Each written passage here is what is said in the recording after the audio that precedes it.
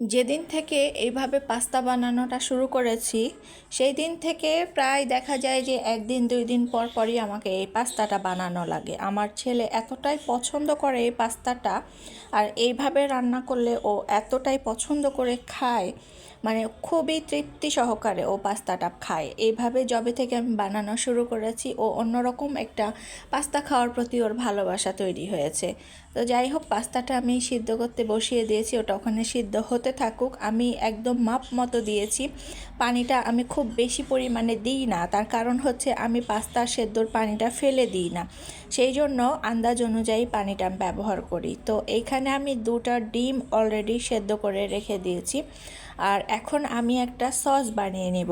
এই স্পেশাল সসটার কারণেই কিন্তু পাস্তাটার টেস্টটা অনেক ভালো হয়। বাজারে যে হোয়াইট সস পাস্তার মতোই প্রায় কাছাকাছি, কিন্তু এইভাবে আমি বানাই, মানে আমার মতো করে আমি বানাই। ও খেতে খুবই পছন্দ করে দেখে এখন আমি এইভাবেই পাস্তাটা ওকে বানিয়ে দিই।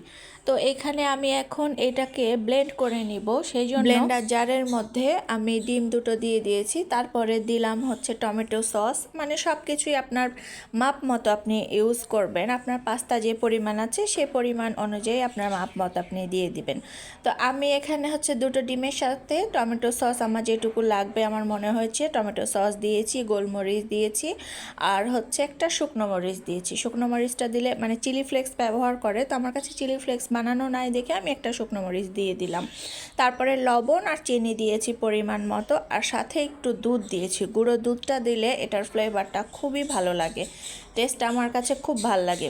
আর এখানে যে পাস্তার মধ্যে যে প্যাকেট মশলাটা থাকে সেই প্যাকেট মশলাটা আমি দিয়ে দিয়েছি। তারপরে এবার আমি একটু মিক্সিতে পেস্ট করে নেব। আপনি চাইলে একটু সয়াবিন তেলও ইউজ করতে পারেন, বাট আমি তেল দিই না। তেলের মানে একটা গন্ধ থাকে, সেই গন্ধটা আমার কাছে ভালো লাগে না। যে যার পছন্দ মতো এখানে ইনগ্রেডিয়েন্টস আপনি অ্যাডও করতে পারেন যদি চান। এখানে একটু হালকা লিকুইড দুধ দিয়ে দিলে এটা একটু পাতলা পাতলা হয়, ভালো হয়। বাট আমার কাছে এখন কিন্তু মানে লিকুইড দুধও নাই, এই কারণে আমি আর হচ্ছে পানিটাও ফেলবো না। এই যে একটু পানি পানি অবস্থায় আছে না পাস্তাটা, তো এই অবস্থাতেই কিন্তু আমি দিয়ে দিব এখন এই সসটা। তার কারণ হচ্ছে যদি আমি পানিটা ছেঁকে ফেলে দিই তাহলে দেখা যাবে যে এটা আরেকটু ড্রাই হয়ে যাবে, শুকনো শুকনো হয়ে যায়। এই জন্য আমি পাস্তার পানিটা ফেললাম না।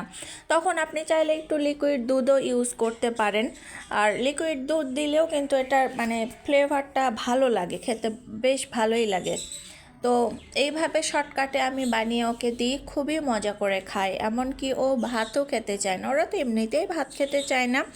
ভাতের বদলে এখন আমি দুপুরবেলা ওকে এই পাস্তাটা বানিয়ে দিচ্ছি, কারণ ও আমাকে স্কুল থেকে এসে বায়না দিয়েছে যে আম্মু আজকে আমি ভাত খাবো না, তুমি আমাকে পাস্তা বানিয়ে দিবা।